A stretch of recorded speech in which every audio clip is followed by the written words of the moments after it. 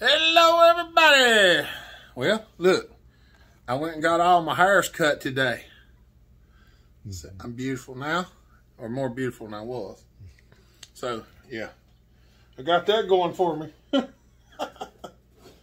And Arnold brought us something to look at. Now Micah cut my hair. That's Arnold's son, my cousin. Arnold's my uncle. He's standing right here, but y'all can't see him. Look, this is this a schnobbler? Schnobbler, schnobbler, I don't know how to say that.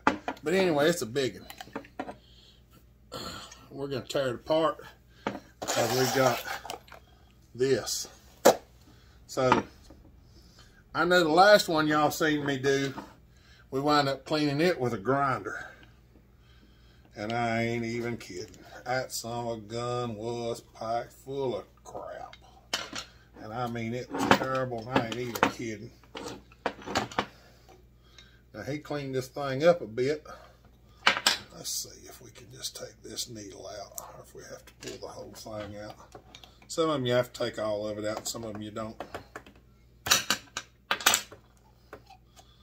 I was telling somebody the other day, be mindful of these things, because if this one's like what I think it is, if you don't take this out before you try to take the carburetor apart, you'll break this off. We'll find out if this one's the same way. Because some of them go up into the Venturi and some of them don't. That might be one of them. The other one was longer. I don't know if that one actually goes up in Venturi or not, but fool me once, shame on me. Fool me twice, shame on you. Whatever.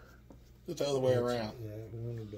It's the other way around. Fool me once, shame on you. Fool me twice, shame on me. The thing is we don't want to be making another one of these like I had to do the last time we broke one.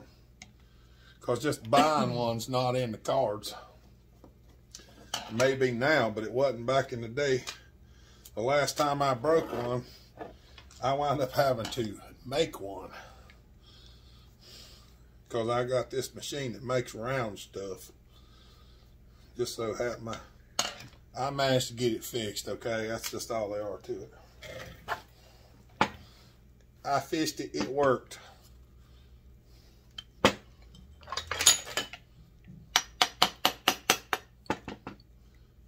A nice copper hammer in there. Find that on eBay one day.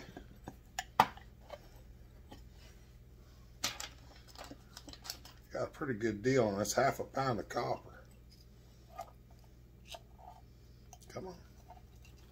I try to save on these gaskets. This one's not looking too well, but I think it's been leaking some through that gasket.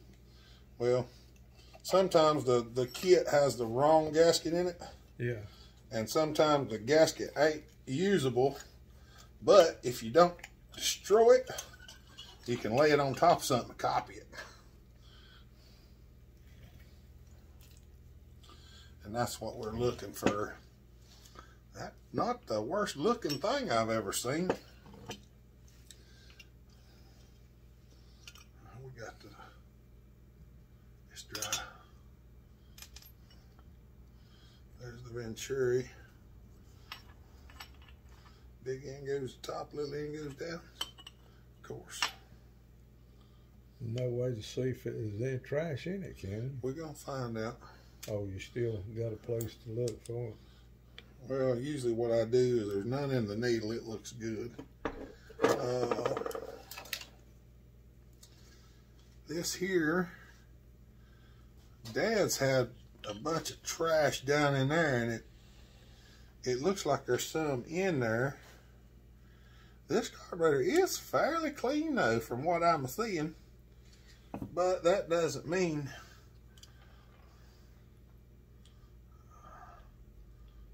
it's clean all the way, but it's looking pretty good. It's not terrible.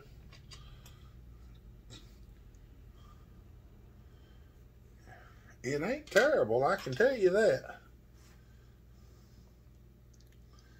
That's why I said I wanted to put it in the cooker. Yeah. Because what I got in there will get down in them holes and it'll burn a lot of that stuff out of it. That might be the best thing to do. I'm going to let's take this drain plug out here and see if we can see, because sometimes they'll build rust up in them. That one, that Alice Chalmers that we done, yeah. When I took it apart, I literally, you know what a hornet's nest looked like? Yeah. It had layers built in here of rust, and it had smashed the float. And I actually had to take the grinder and go in here and grind the rust out of it before I could even clean it. Mercy.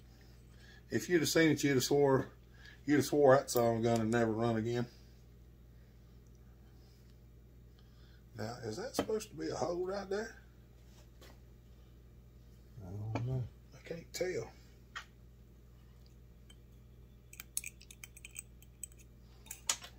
I don't know if it's supposed to be or not.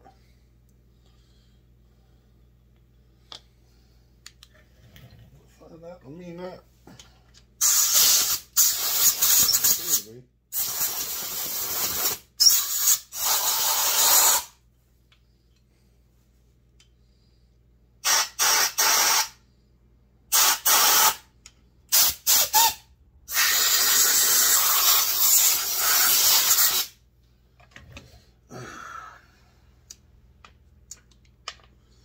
All right, now, I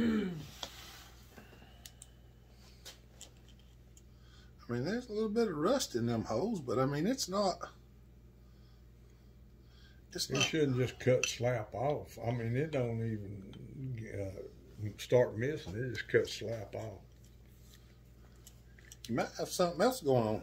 Yeah, I might. But we're gonna clean this carburetor anyway. She's gonna be nice and clean, so I'm gonna stop y'all for a minute. I'm gonna take it over here and I'm gonna hit it on the wire brush just to get this old gasket and the rust off of this surface. And then I'm gonna throw it in the cooker and let it go cooking. And then we'll get into putting it back together here in just a little bit. So y'all give me a minute. All right, we got the bottom is in the ultrasonic cleaner right there. We're going to do the top right quick. This low screw, I don't know if it's right or not. We're going to count them. Half, 1, just 1 1/8. If you set it back where it was, you at least have an idea where you were at. We'll adjust it from there, though. I don't know whether we'll go film this or not, but we'll find out later.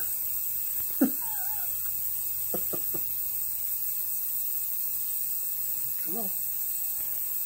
Come on. Come on there. And don't throw nothing away until you put it back together.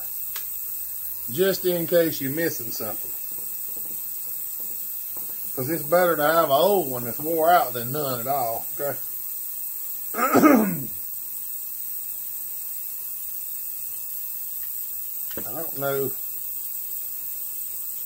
I don't know if we should try to change that throttle flap or not. There is a throttle rod in here. Well, the screws ain't braided. We might try. If I do, you'll see it.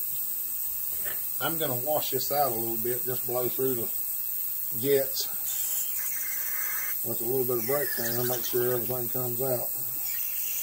Yep. Yep. Yep. A little bit back and forth this way and that. Well, if I can get the darn hole. There it goes.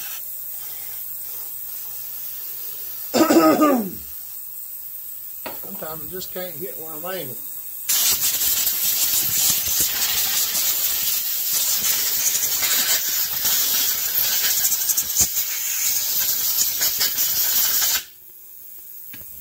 Oh, mercy. All right. That screw don't look too bad. I got some Scotch Brite around here somewhere, but I don't know exactly where it's at. One thing that we did notice, I don't know if y'all can see this or not, it's been tightened so tight at one time that it's twisted the end of the main jet holder. it does still function, and it will shut the fuel completely off. But y'all, these are brass. When you tighten them up, don't tighten them so tight. If this breaks off, then I'm gonna have to fix it. I ain't particularly keen on that. We will fix it, but we don't want to if we don't have to. Check this little jet, it's clear. Everything seems to be pretty clear. There was some rust in the bottom, but we got that cleaned out, so I just wonder. There's the vents and all, it looks good, everything looks good. We do have to find an O-ring for the main jet because I don't think there's one in this kit.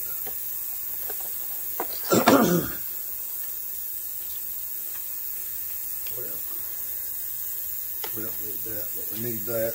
We need this. I'm kind of curious about this, whether we should try to change that out or what.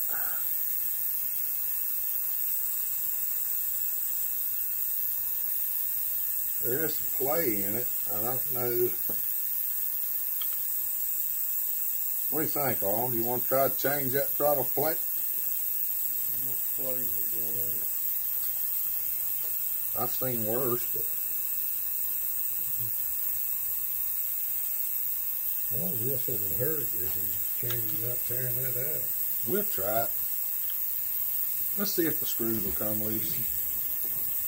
See if it'll. Oh yeah, they come right out. These carburetors were made to be worked on.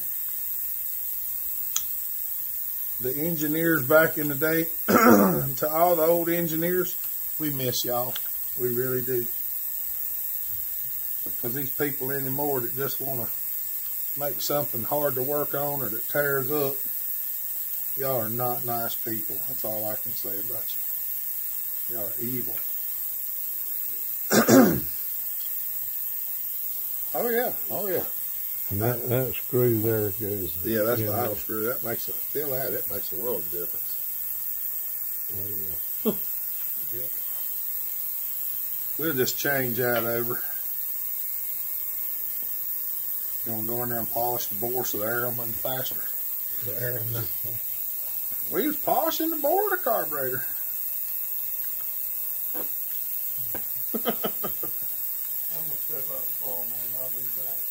Ain't no problem.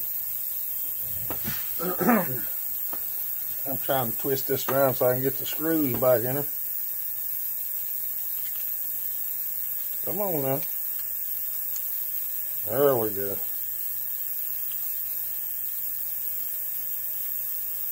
There we are. I probably could really use my locking screwdriver, but it's been so long since I've seen it, I don't know where it's at. Oh, y'all can't see what I'm doing. I'm going to try to just put this right here and start it with the magnet. And if you twist it with the magnet and then the screw doesn't pull out, then you got it started. And it got started apparently. We're going to start these back in here. And then once we get them started, we'll flap the throttle flap a couple of times before we tighten it up. If you've ever wondered how to do this, you get them started. Get them started, run them down till they touch, and just back them off. Run them down till they touch, back them off, open. I do open and close it a couple times, and then I'll just snug them up.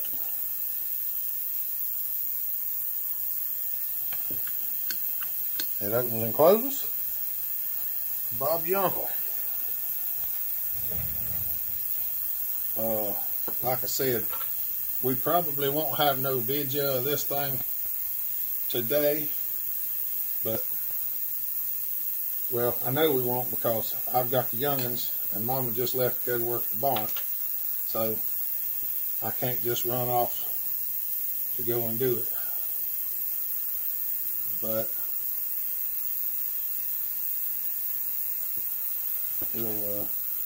We might have to go over there tomorrow or something and adjust on it.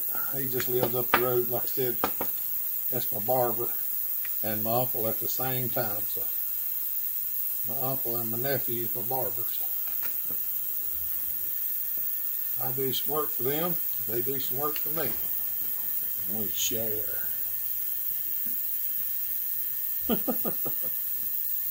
All right. We got that done. I don't know why that thing has that rubber plunger in there, but I know that rubber plunger is not for this screw right here. Andy, I'll have to call you back in a minute, buddy. We're going to find an O-ring, probably a Viton O-ring that'll fit this. If I can get it to cooperate and come off of there. Well, it's coming off now because it's coming off in pieces. I'd say that thing was pretty bad. I'm just going to bring the whole box over here.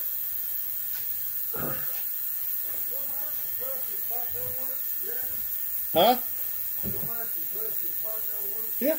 Well, one of them does. The other one died. What horsepower are you? 5 and 7.5. What kind of oil do you put in yours? Motor. Motor oil? Mm-hmm. What gauge? Whatever I got. Really? 1540 in them now.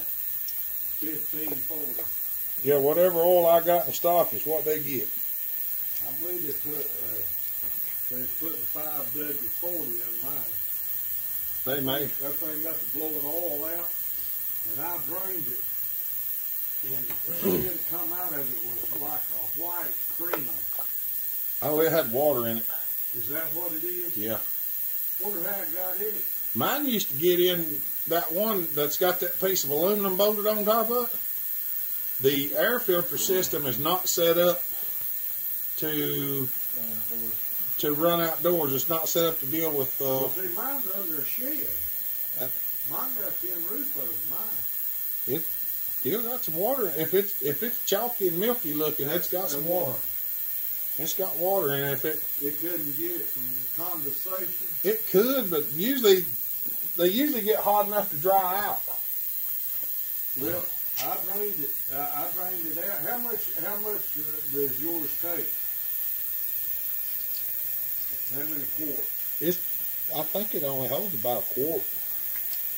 It ain't a whole lot. I think the telephone said it held 2 quarts. Yours? See, I got a glass on mine, but it's so dirty I can't tell if it's half full or not. It's been a while since I've looked at it. Because we worked on that one other time. That's the one I worked on, wasn't it? That little air compressor you had behind the other shop? No. Or one at your house? This is industrial. I got it in my building. Oh, okay. I got a twin cylinder of some kind in my house, but this is one of them old timey hammer jobs. I got it down in Charlotte. I'm telling you, they had air compressors out there in the lot, Jeremy, far from here to the stop crossroads up there. I never seen so many air compressors. Never seen so many of them. I tell you what I've done. This has been 20 years ago. E&M Machine Shop. You remember? E&M? E&M. You know where the Shady Grove used to be? I think so. The People's Bank is closed up right there. Yeah, in Newton? Yeah, between North Newton and Connery. Yeah, I think so. That's where there was a Nations Bank over across the street. Across the street, where was the People's Bank? Well, I mean, there was a People's Bank, and then there's a Nations Bank on the other side of the road right there near the library. Where the tractor place and all is up there in Newton. Couriers and all that.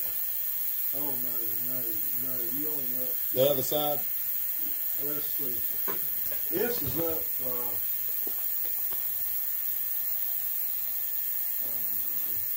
there. You know where the bus garage is at? Yeah, up there. Burt's Mortuary. Yeah. The next crossroad beside it. Okay, yeah, it's on up there. On old 16. When you take a left there, like going back over to the old 321, it's down there. It's where it's at. Yeah, I never did go to that one.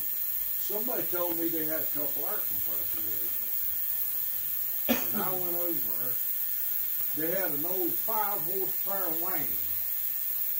That's what saved them. And they had it just needed redoing. And they had a 25 horse. That tank was long here to use. It was 25 horse, and the motor was good, but the compressor was blowed. I give them $150 for them both of them. That ain't bad. I took them down to Charlotte, that big outfit down there. And when he looked at them two, he said, man, he said, that Wayne there, said that was the first air compressor I ever owned. I said, I believe I'm in business here. Yeah. He had this 5 horsepower that I got. They had just rebuilt the compressor and had a brand new single phase 5 horse on it. And he said, I'll trade with you for $150. He was asking $750 for that air compressor. It just been painted up there, you know. I said, well, I wouldn't spend that much. And he said, well, I'll tell you what. He said, you got 3-phase power. I said, yeah, I do. He said, I'll put you a brand new 5-horse 3-phase on there and trade even with you. I said, put it on. Put it on there. But first of all, he said that thing's done sold, and the guy had it. And I said, well, you fix him another one. I said, I need something today. But it wouldn't be up at my building if I'd let him put a single phase on there. It'd be down in my barn. But it's been a good one. See, that boy in the back, he sprays furniture, cabinets, and he uses it, and they use it there in that garage. And then we use it now. But I'm going to start changing that oil about every 6 months. I change mine about once a year. Well, that's when they change this. Well, I mean, it just depends. I mean, do you use yours every day? Yeah, everybody, first thing they do in the morning is gauge up on them trailer tires and stuff every day. That's how I determine. I mean, I use mine every day. I never cut mine off, but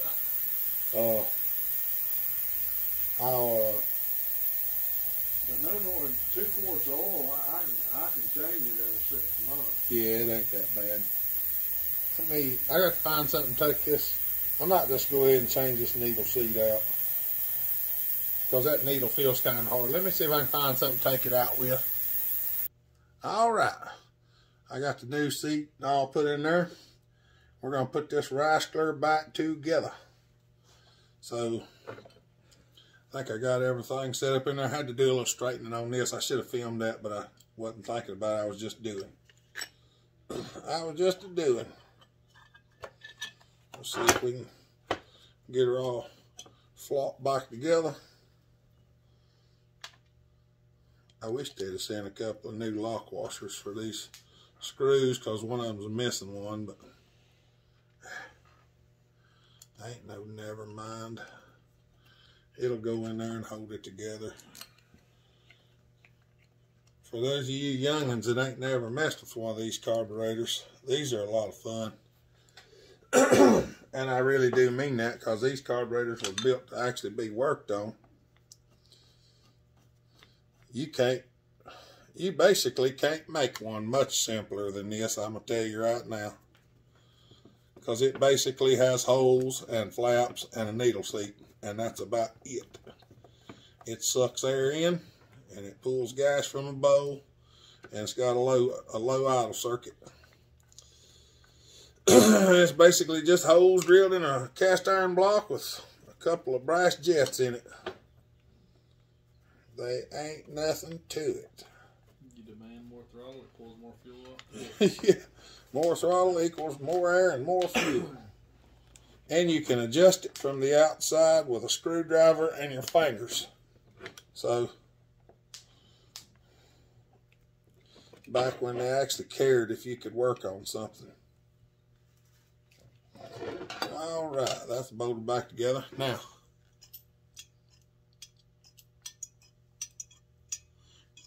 anytime you put one of these back together, if you can't hear that, take it back apart, because you got the float bound up against something.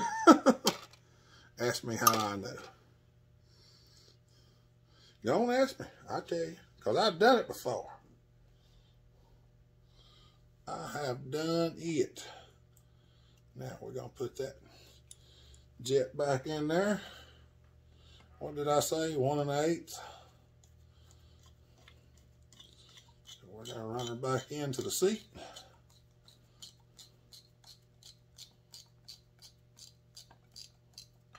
Seated. 1/2.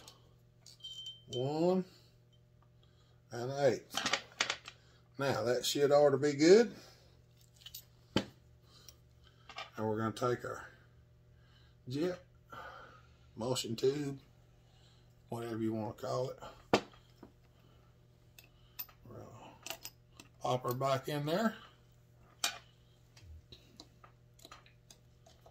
Screw it back in. Got a phone call from Nebraska for some reason. For some reason, I've been getting a lot of out-of-state calls over the last couple of days, and I do not know why. But I'm going to answer as many of them as I've been answering, which is absolutely none of them. So if you're from out of state and you're calling me, and I'm not answering your call, send me a text message, tell me who you are, and I might answer your call after that or call you back. Because I ain't answering them telemarketers' phone calls. I ain't going to do it. Now, I found the O-ring to fit on that, and we're just gonna lightly tighten this up because we don't want to take a chance breaking it off. Yeah, that's what we're gonna go with. And we're gonna run this all the way down. And I'm gonna go 1 1/2, 1 1/2. Let's just go to 2. We're gonna put it on 2. And Arnold can adjust it from there, or we'll go adjust it if we need be. We're going to put this back in here.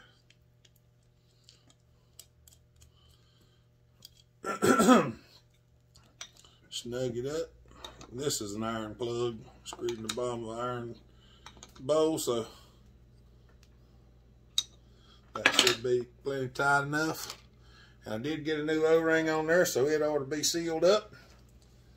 So there is one rebuilt Schnabler updraft carburetor for a 1964 4000 Ford.